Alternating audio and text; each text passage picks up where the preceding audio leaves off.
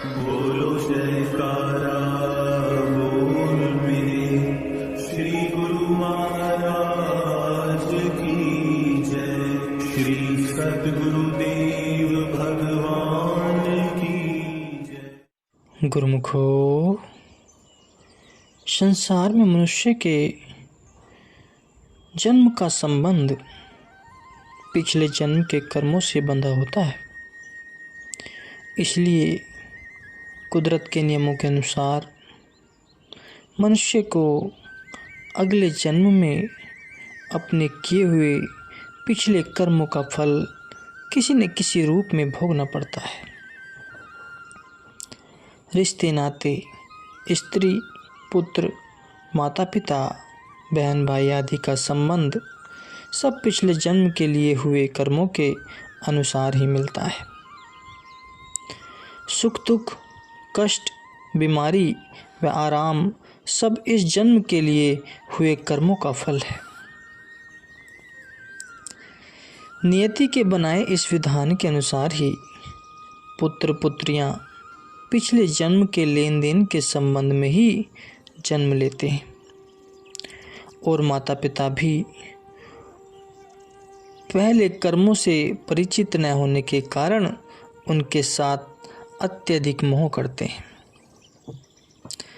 मगर इस कर्म फल की प्रणाली इतनी झीनी व सूक्ष्म है कि इसको सिवाय संत सत्पुरुषों के सर्वसाधारण अपनी जीव बुद्धि द्वारा नहीं समझ सकता। वैसे शरीर पर कष्ट आने के समय प्राय सभी यही कहते हैं कि यह अपने ही किए कर्मों का फल है। इन कर्मों के फल को भोगने का नाम ही प्रारब्ध है।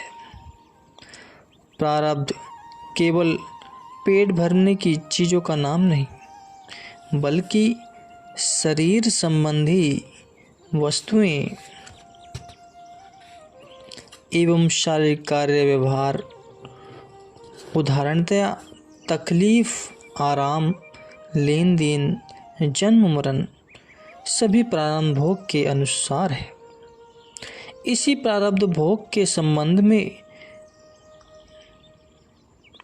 एक छोटी सी कथा है, मैं आपको सुनाने जा रहा हूँ। किसी शहर में एक धनी सेठ रहता था जिसका शुभ नाम भगवान दास था।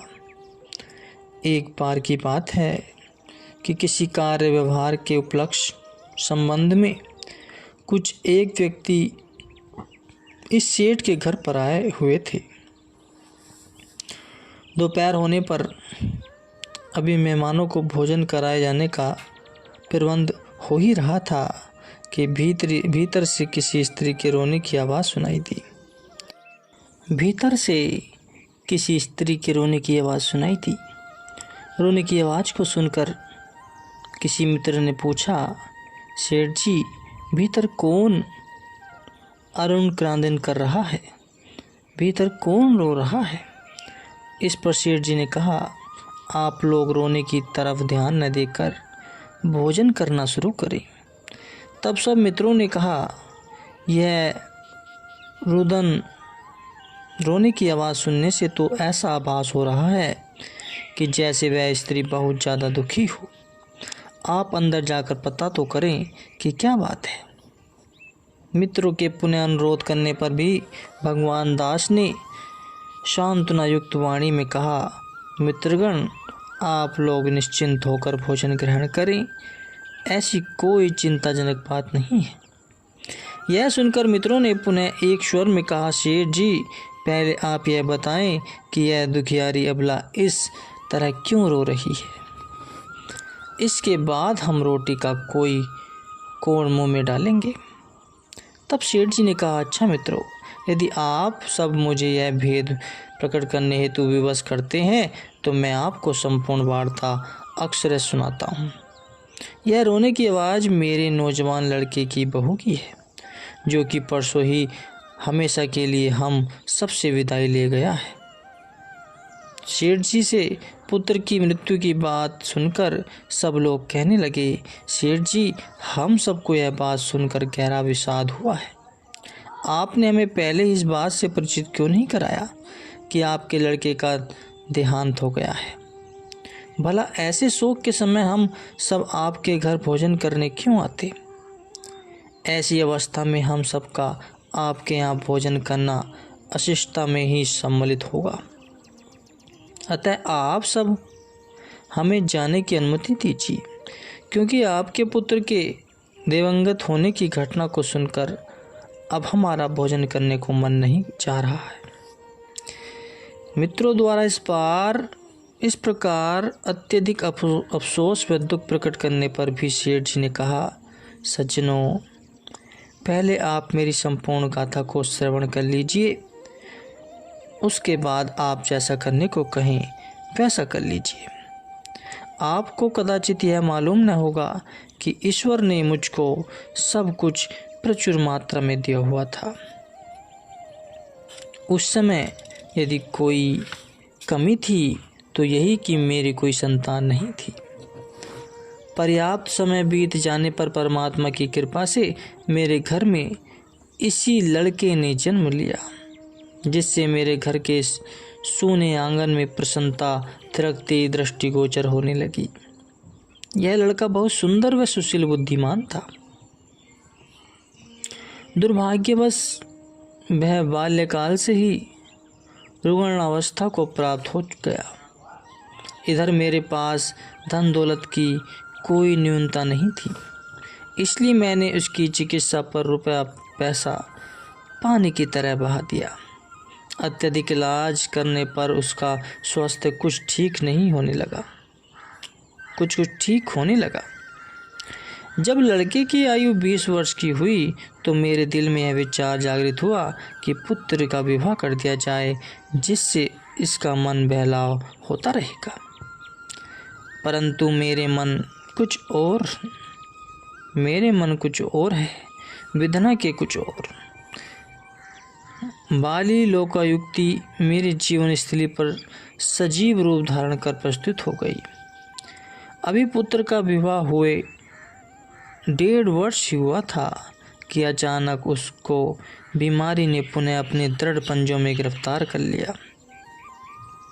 मैंने अपनी ओर से चिकित्सा कराने में कोई कसर नहीं छोड़ी, परंतु पुत्र के स्वास्थ्य में लाभ होता हुआ मुझे दृष्टिगत न हुआ। मृत्यु से एक दिन पहले लड़के ने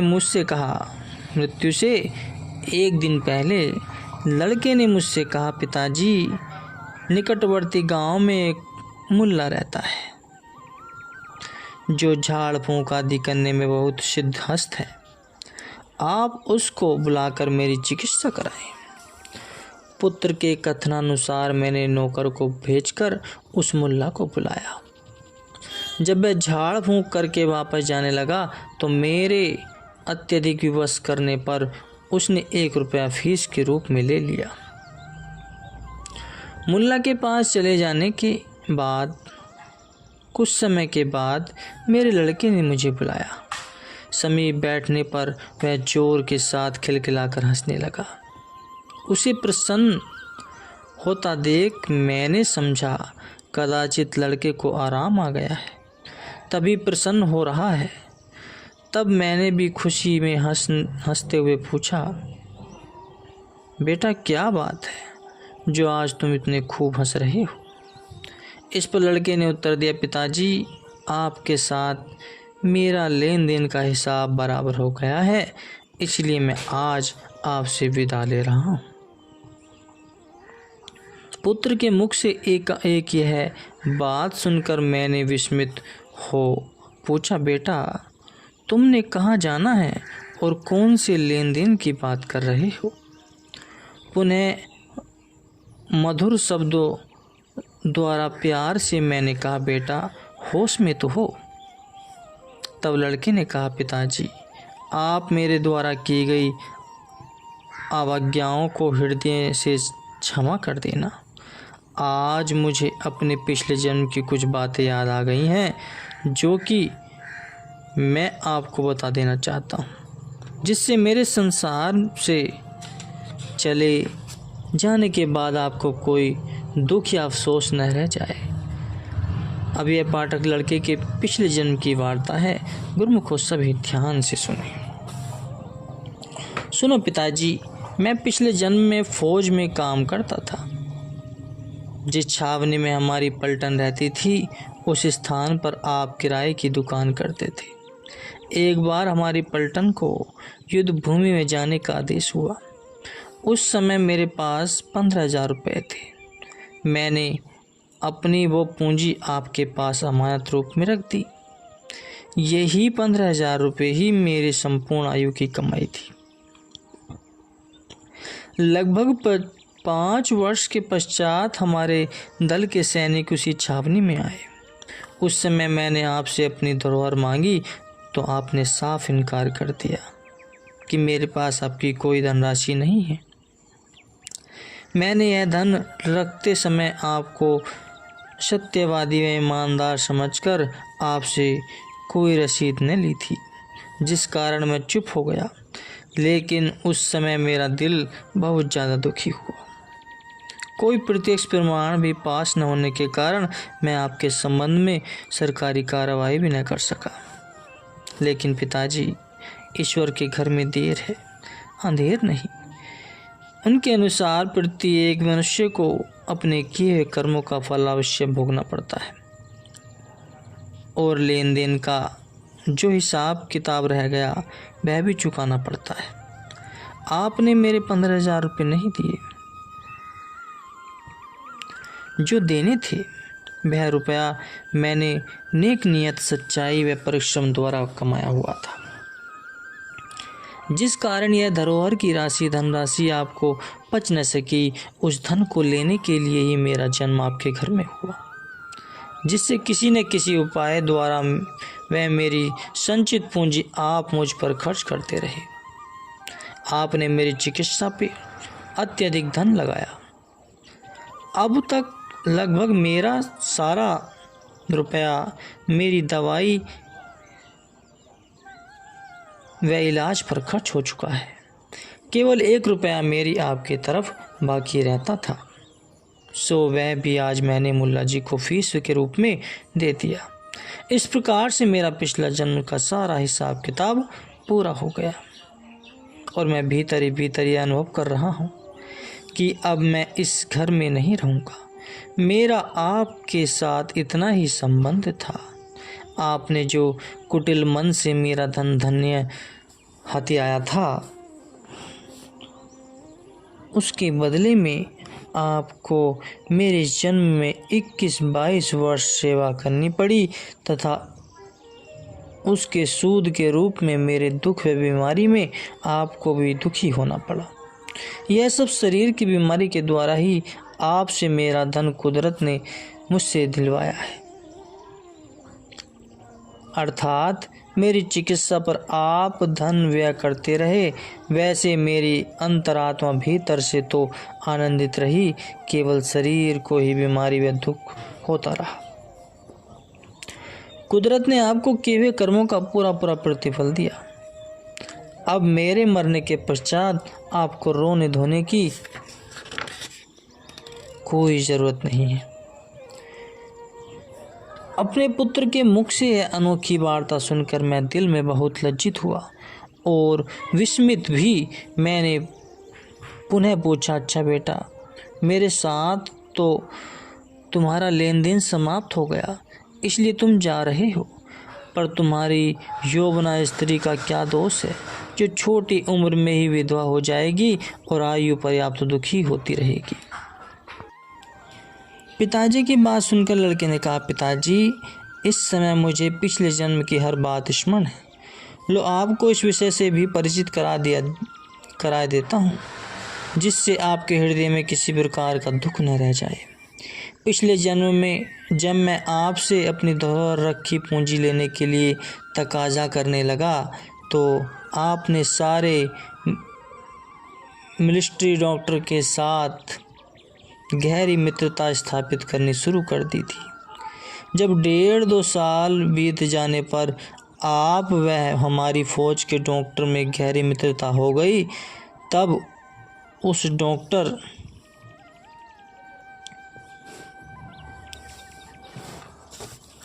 के द्वारा आपने मुझे विष दिलवा दिया जिससे मेरी मृत्यु हो गई। क्या आपको यह दोनों घटनाएं याद नहीं है? वही डॉक्टर अब मेरी स्त्री बनी है। अब इसको आजीवन दुख झेलना पड़ेगा। यह उसके अपने ही किए कर्मों का फल है, इसमें किसी का दोष नहीं। यह बातें सुनने के बाद मेरे लड़के का स्वास्थ्य पुनः एकदम बिगड़ गया। इससे पहले कि मैं डॉक्टर को बुला सकता, यह सहदेव के लिए हम सबसे चिर विदाई ले गया। लेकिन मित्रों, जो कहानी मेरा लड़का मुझे सुना गया है, उसे सुनकर मेरे दिल में वैराग्य पैदा हो गया। अगर यह मनुष्य शरीर हमको पिछले जन्म के हिसाब किताब चुकाने के लिए ही मिला है, तो फिर कौन किसका बाप और कौन किसका बेटा? यह रिश्ते नाते तो सभी क्षणिक हैं। संत सहजोबाई जी की वाणी से भी स्पष्ट विदित होता है कि कभुक तेरा बाप है, कभुक तेरा पूत, कभुक तेरा मित्र है, कभुक तेरा सूत। जब संसारी संबंधी हैं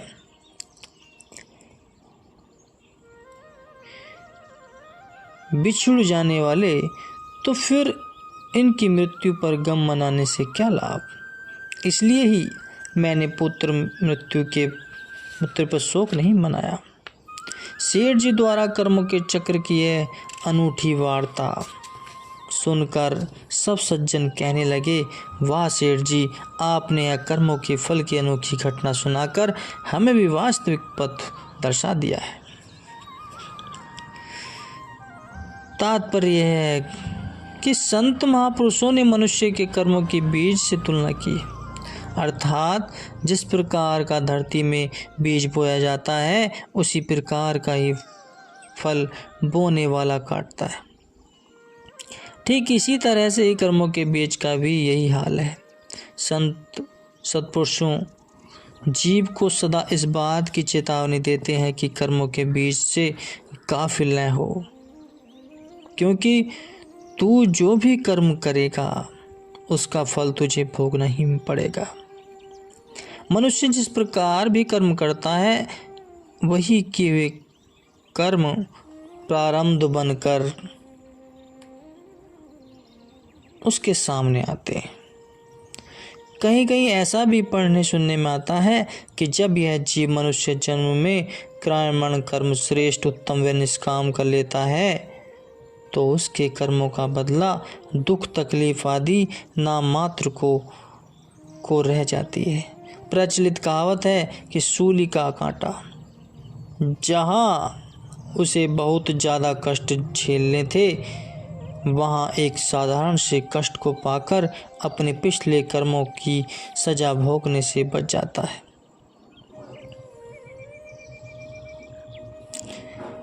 उदाहरणतया एक व्यक्ति को जहरीले सर्प ने काटा, मगर वर्तमान समय में उस व्यक्ति के शुभ विचार, निष्काम कर्म और संत महात्माओं की सेवा व सत्संग की प्राप्ति से पिछले संचित कर्मों का फल हाथ पांव आदि में मामूली सा कष्ट पाकर उसका पिंड छूट जाता है। अब पाठक निष्काम कर्मों की गरिमा को ही ज्ञात कर ले कि इस प्रकार के कर्म करके जीव किस प्रकार अपना एक लोक में परलोक उज्जवल कर लेता है। जो मनुष्य समय व संत सदगुरु की चरण शरण में जाकर और अपनी सुरती को हर तरफ से समेटकर नाम व शब्द के अभ्यास में लगा लेता है, जो किसी प्रकार के कर्म का कर्ता नहीं बनता, अर्थात निष्काम कर्म करता है, ऐसे निष्कामी गुरुमुख के लिए फिर कुछ भी अप्राप्य नहीं रह जाता। जैसे गुरुवाणी में पंक्ति लिखी है, सेवा करत होई निष्कामी, तिस करो होत परापति सुहानी। तथा जिसके संचित कर्म भी ऐसे समाप्त हो जाते हैं जैसे बीज को आग की भट्टी में भून दिया जाए, तब वह बीज पुनः उगने के योग्य नहीं रह जाता। मगर निष्काम कर्म केवल कहने मात्र से नहीं होता। पूर्ण ब्रह्मनिष्ठ संत सद्गुरु ही जीव को निष्काम करने की शिक्षा देते हैं। उनकी प्रेरणा से मनुष्य निष्काम कर्मों के मार्ग पर सफलता प्राप्त कर सकता है। संत सत्पुरुषों के बताए हुए मार्ग पर चलो, उनके बताए हुए कर्म को करो, तो इस कर्म चक्र से छुटकारा मिल सकता है। संचित कर्म भी अच्छे बन जाएं और कर्म बंधनों से छूटकर सच्चे मोक्ष को प्राप्त कर सकें।